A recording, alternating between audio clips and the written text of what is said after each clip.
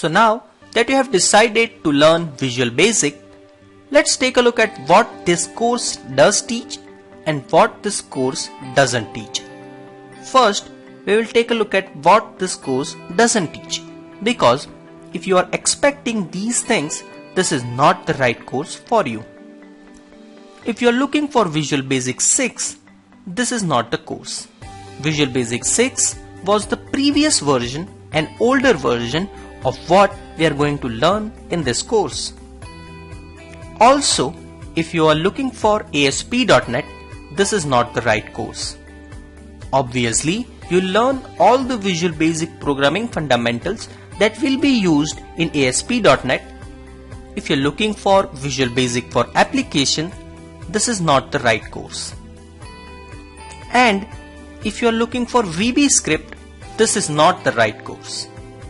So, these four should not be misconceived by Visual Basic.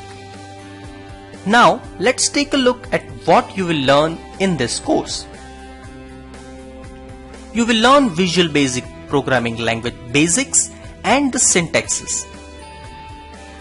You will learn the data types of Visual Basic and their practical use in applications. You'll also learn all the logical statements and loops. Then you'll learn exception handling.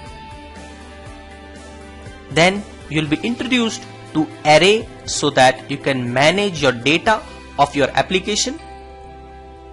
And at the end, we will learn the application logic management so that you will be modularizing the application and write the reusable code.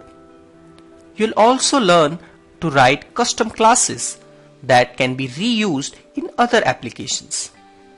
So these are the topics that we will be going throughout this course.